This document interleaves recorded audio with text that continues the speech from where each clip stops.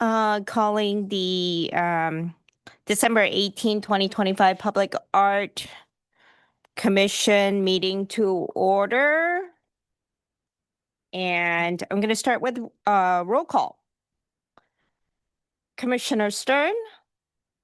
Not yet. Okay. Commissioner Smith? Not yet. Okay. Commissioner De La Garza? Present. Okay. Commissioner Mollery? Present. And Commissioner Tran? Present. Okay, fantastic. And so I think we have a couple of nice people that will be joining us soon. All right, fantastic. We'll wait for them and then we will record their attendance when they arrive. Okay, do we have any agenda changes, additions, and or deletions? There are none. Okay, all right. Do we have any public comments? No public comments. Okay. Well, maybe we can start with the first action item, approval of minutes for November 20th, 2025. Do I have a motion? May I just make a quick note? Yes. We noticed that the date on the record is incorrect, and we will correct that. Yep. Upon the approval. Yes, of course. And I noticed that you penciled that in already. So we will approve it with the correct date. Do I have a motion to approve the November 2025 minutes? Motion to approve. Okay, do I have a second? Move to second. Okay, Commissioner so we're just gonna roll call for approval. Commissioner De La Garza? Yes. Commissioner Mollery? I approve. Commissioner Tran? Yes. And yes for me as well. Okay, do we have any city official reports? We have a little bit of eye candy to share with you this evening. The mosaic tile murals are almost complete at the former Fry site at the cannery. Kyung-Mi Shin's artwork, you can see, is really translated beautifully into the material. The black and white photographs are really legible and the small details are super legible. The outcome is far surpassed even what we hoped. That upper level there, you can see they're just getting ready to install the very top portion of it, and that should happen tomorrow, depending on weather. The site is still a construction site, so you can't actually access them in person now, but when the site is open, we will let you know.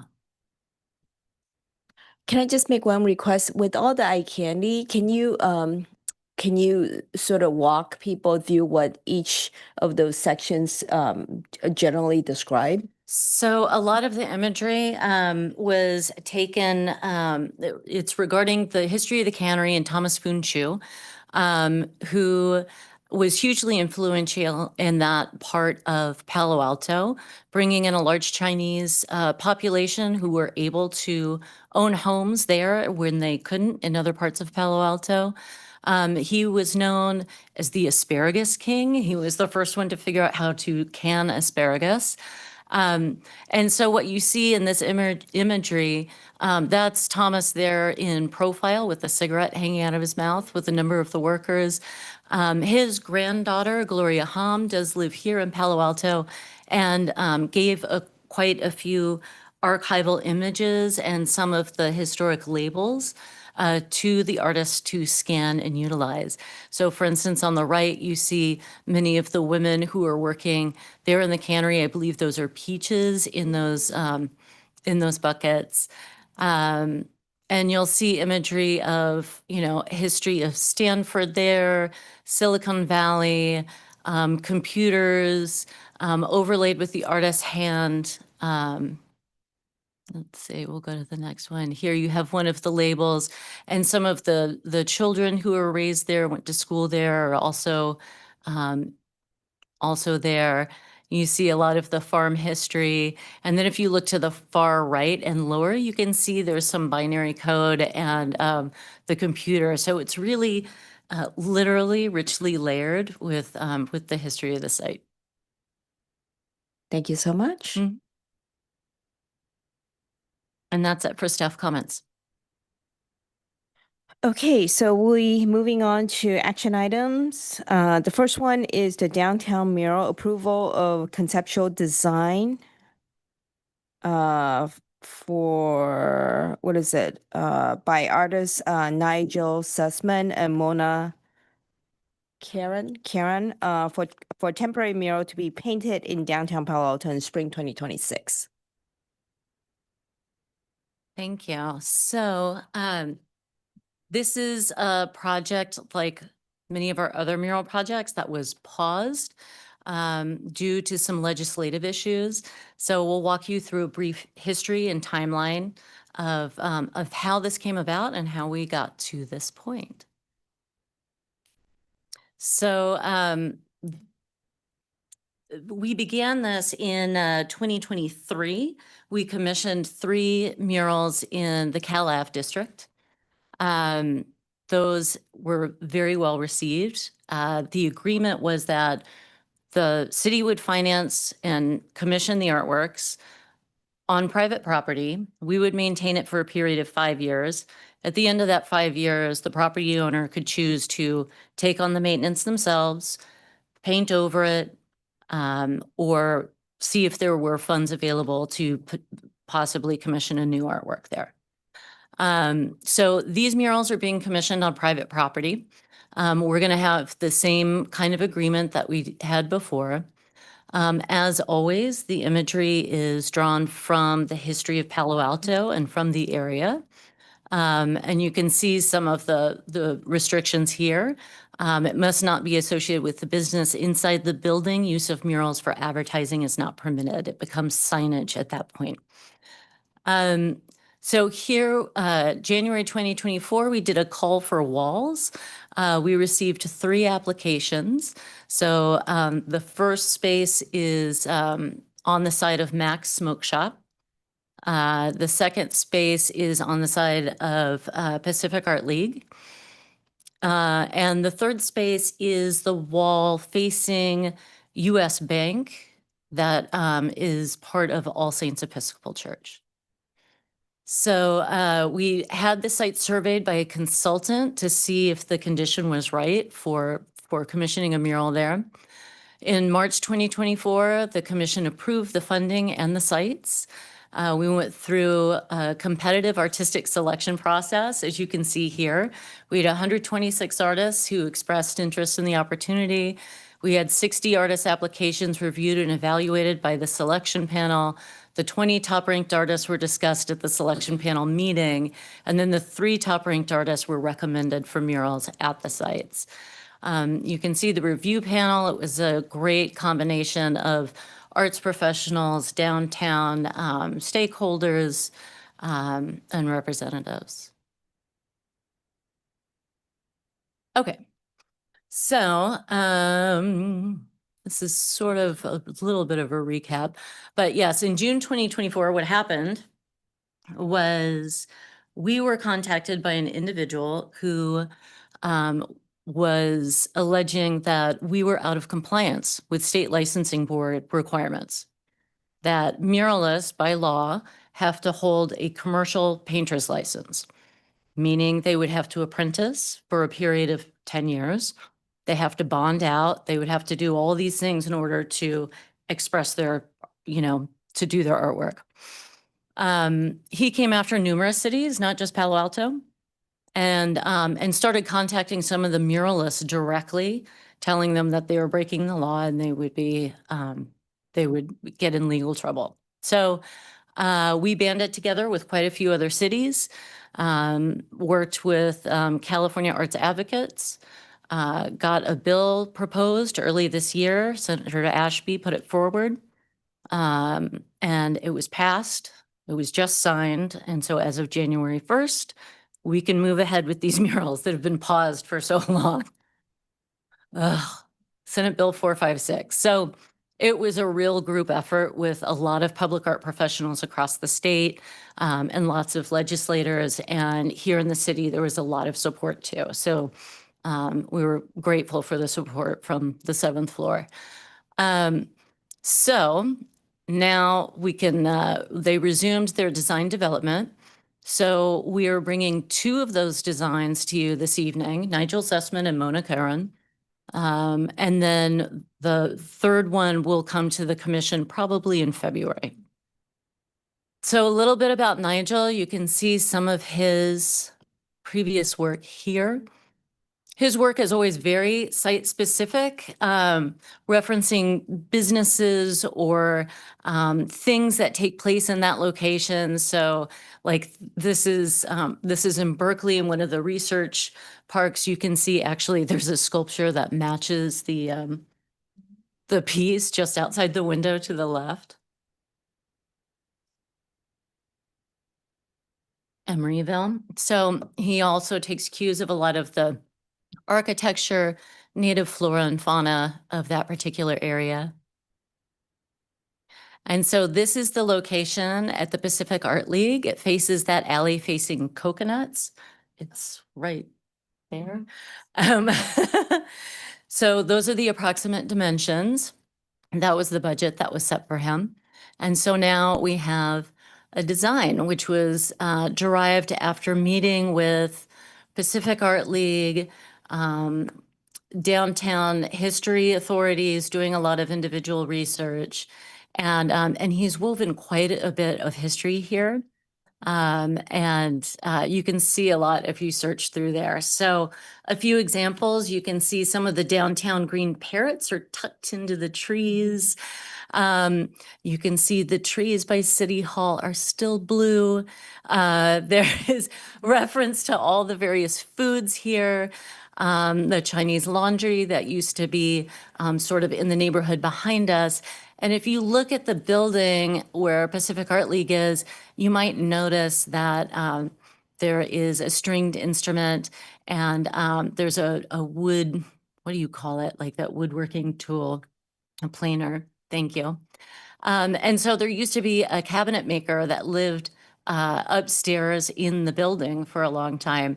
And he would also play the violin for hours and hours each evening with the windows open. And it became this thing that the neighbors would notice. So you can see reference, for instance, the guitar with the rose is a reference to the Grateful Dead music history downtown. There used to be a roller rink down here. The bushel of peaches, of course, referencing the agricultural history. So if you keep going, you'll unravel more and more. And so we were really thrilled with it. Pacific Art League is very excited. It passed by their board unanimously.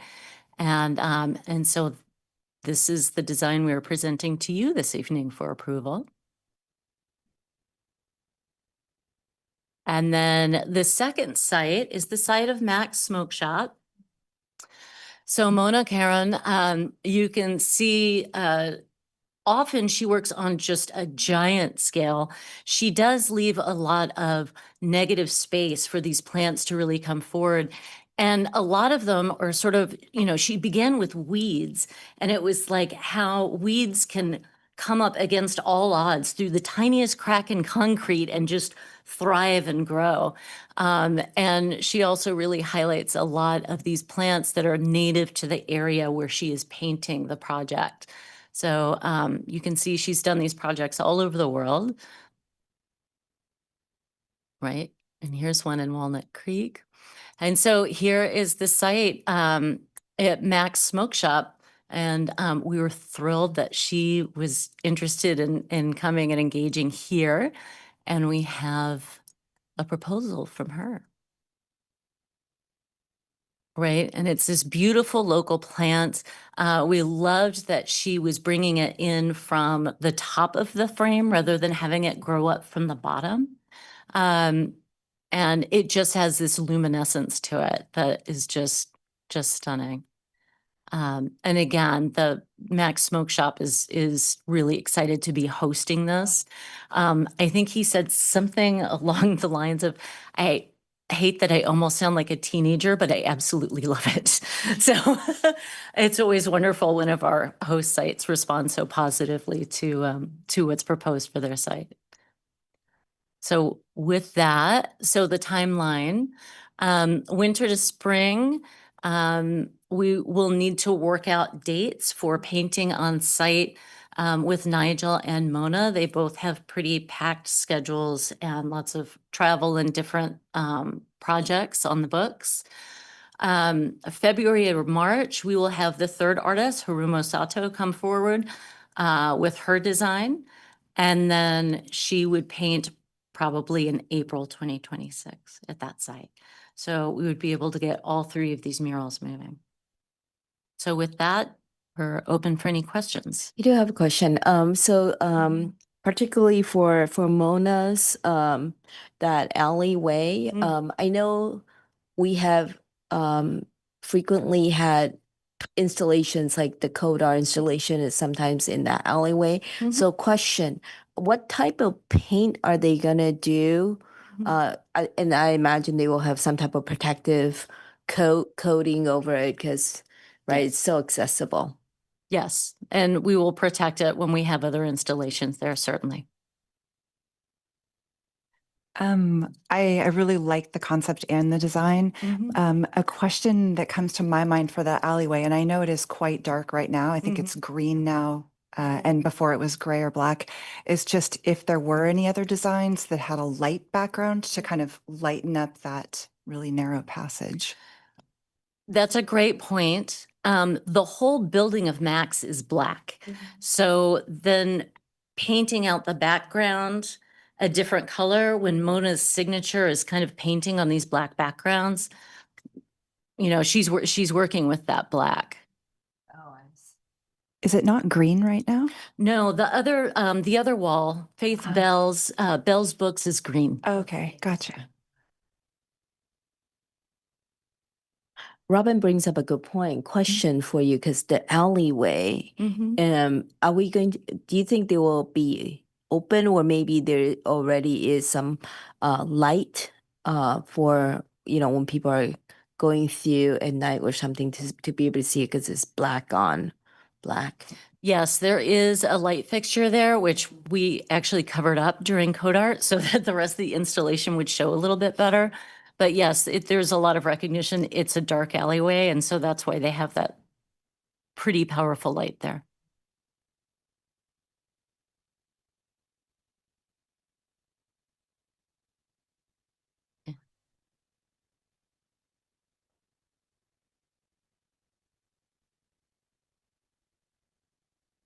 So I mean, and I think the action item is just for these two murals. Okay, so I think if that's the case, then and if people have no additional questions, we will I guess we will move toward approval of these two conceptual designs. Do I have a motion?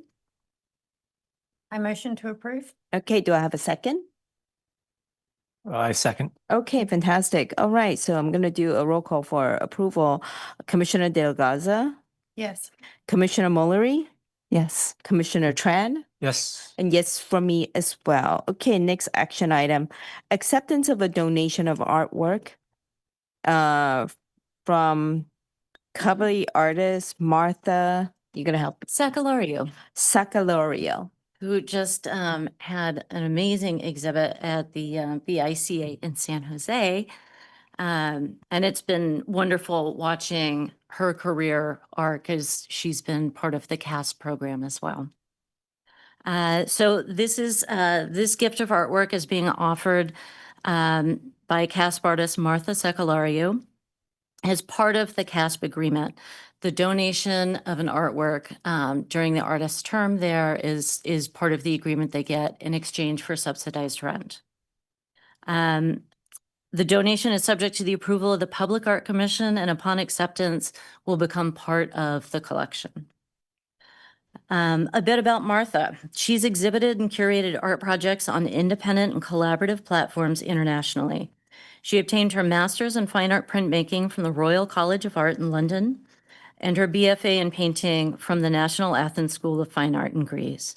She was born in Athens, lived and worked in London for 17 years, and moved to California in 2014. Her practice includes inhabited spaces, structures of living, objects, and visual storytelling. Making use of her personal life and circumstances, she explores themes of home, life rituals, domesticity, and identity. Martha puts an interest in the way individuals and communities respond to urban and suburban spaces. She engages concepts that embrace both politics and aesthetics. She is donating Self-Portrait as Athena in the Kitchen in June 2019. This is printed in 2025. An archival pigment print using pencil, pastel, and ink on Kozo Japanese mulberry paper, measuring 28 by 20 inches. It is part of the Golden Homes project, launched by Sakellariou in 2019 in Athens, Greece. It is a series of photo-based and improv performance acts that focuses on the idea of home, transition, memory, and loss. The group of homes included in the body of work belongs to a particular kind of property that is no longer favored by locals. The rapid change of ownership and functional status erases a big part of the domestic and cultural identity of these homes, but also creates a new ambiguous reality and an anticipated new life. So this is the piece that she has offered for donation. Any questions? I would just comment that I think this is very well representative of Martha's work, both the feeling of performance and the visual impact that she has in her work. So I'm happy to see it. Also, I love this work and all of her work, and I think it's a great addition to the collection. I do have a question. Where can people see this? Great question. So, of course, like all of our portable collection, images and information will be on our website where you can search the collection. It's uncertain as of yet where it will be installed, but that portable collection rotates throughout the city. So they can always contact staff if they want to find out where the actual piece is hung. Thank you. Mhm. Do we have any other questions or comments? All right. Okay, let's move forward with approval of acceptance of this wonderful artwork. Do I have a motion? I would move to approve. Okay, do I have a second? A second? Okay, then we're gonna roll call for approval. Commissioner Derogaza, Yes. Commissioner Mullery, Yes. Commissioner Tran. Yes. And yes for me as well. And then our next item is Art Lift grants. Very exciting. This is actually our fourth round of Art Lift grants. And we typically do them in non-code art years because it is a bit of a lift for staff as well. But we're really excited about this round. We talked about it some at the retreat last year, and we'll walk you through a little bit of history for anyone who may be curious. So the Art Lift Grant Program is also part of our our work plan for last year and this year. Building community priority, develop public art that encourages engagement, belonging, and community participation, and that promotes a shared experience in and around Palo Alto neighborhoods and commercial corridors. So based on the feedback from the commission and council's priorities, Art Lift Grants 2026 are going to be focused on funding 10 $5,000 temporary projects across various commercial corridors, neighborhoods of Palo Alto, and we're missing a word there, and commercial districts of Palo Alto, centering on downtown California Avenue and the Cubberley Community Center. Proposed projects should be uplifting and imaginative, free and accessible to people of all ages and abilities, and safe and appropriate for their intended locations. Applicants must be 18 or older and have demonstrated connection to Palo Alto. Artists and creatives living in Palo Alto or East Palo Alto are especially encouraged to apply.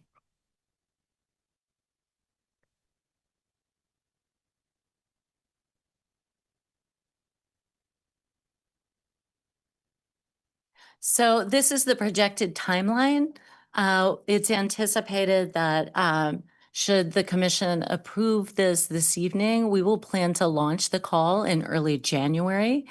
We will close the call the third week of February. So February to March, we'll have the review and selection process. We will have a selection panel for this. And then March and April, the grants will be awarded. We'll start getting under contracts with all the artists. And then April through December, the Art Lift projects are underway and fully realized. So it's a pretty quick timeline. It should be really interesting to see what comes in. And so that's the recommendation. The PAC approved funds in the amount of up to $50,000 for the next series of Art Lift grants for 2026.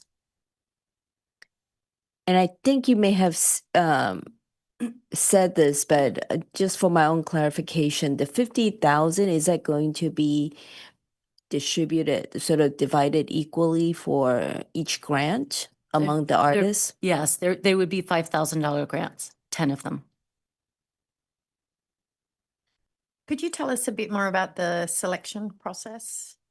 Yes, so we have started working on potential folks to be on that selection panel. Generally, for something as small as Art Lift, we don't do a full 7, we'll probably do 5. But yes, we will see once the call launches and once we know who all may want to apply, who we're going to assemble as part of that selection panel. But it's always got one public art commissioner and then the others are stakeholders. Any other questions? I guess I'm not sure if this is for now or another time, but I would be curious to know about the call. Mhm. If that's, what kind of it's open to. Sorry, for the micro grants. What do you mean what it's open to? Sorry, like, is it for murals, for performance, for? It's open to anything, Okay.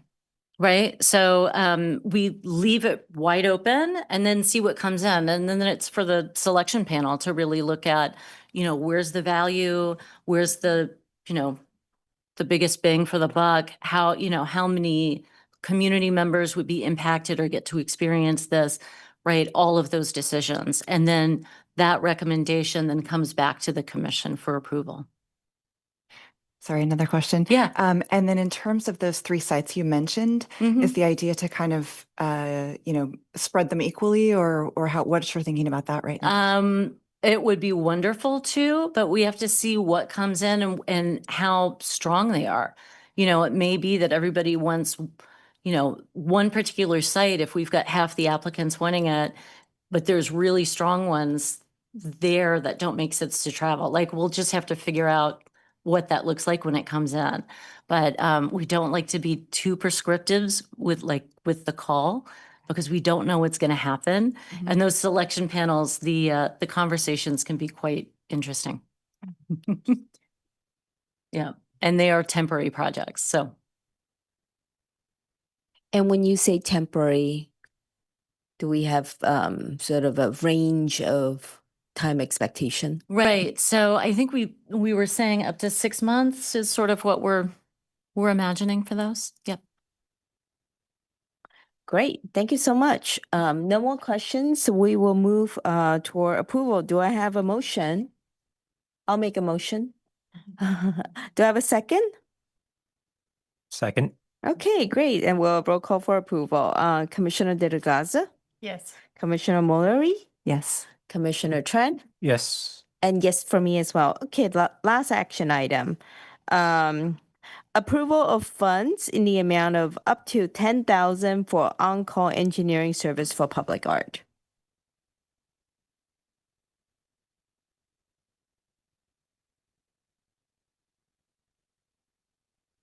So, yes, we have an existing contract for on-call engineering services we use primarily for temporary public art projects. Sometimes we need structural calculations for various things, and so we need them on call.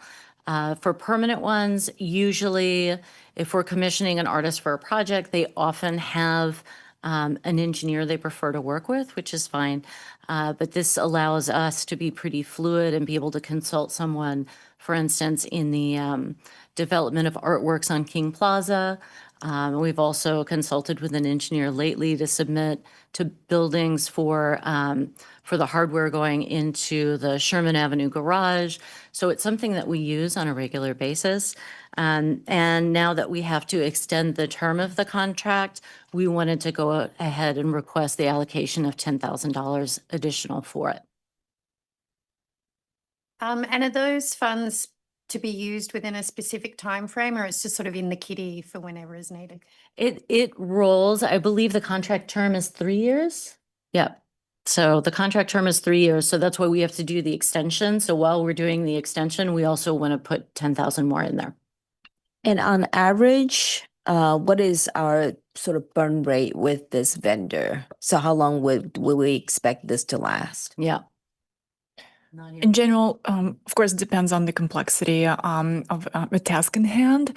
On average, I think on-call services range between 3,000 and 6,000. Yeah, you know. And it just ranges on how many projects that we need them for it in a given year.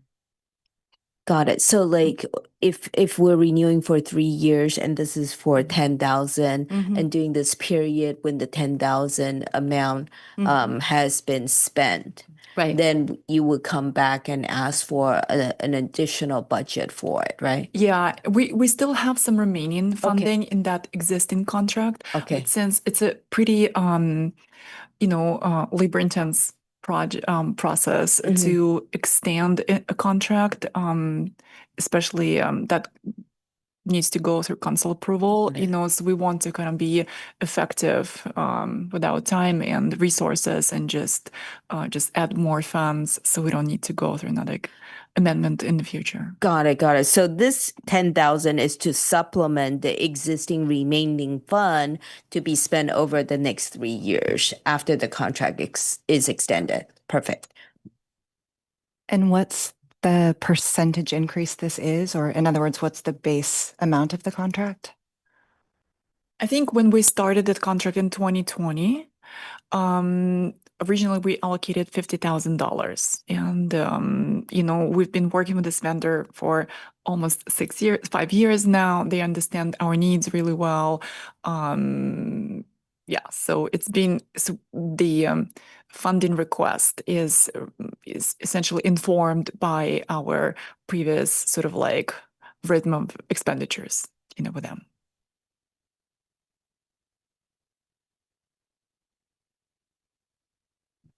Any other questions? If we have no questions, we do have a motion for approval. I motion to approve. Do I have a second? I second. We will roll call for approval. Commissioner Delgaza, Yes. Commissioner Mullery, Yes. Commissioner Tran, Yes. and yes for me as well. All right, I think that's all the action items we have. Do we have any commissioner questions, comments, announcement, and or future meetings and or agendas? We landed a retreat date of February 10th. So the evening of February 10th, right? It's 5 to 9. And we're going to do that at the Palo Alto Art Center. So details to come after the holidays. Thank you for all the hard work in coordinating that. It was difficult. And I do have a question. I don't know. I had heard that we need to work on and deliver a work plan to the city council. Do we have schedule and time for that? There aren't specific dates for that. Usually coming out of the retreat, then that's something that we work on and it would go to council in the spring. Well, if there are no questions or comments or additional announcements, meeting adjourned. Happy holidays, everybody. Happy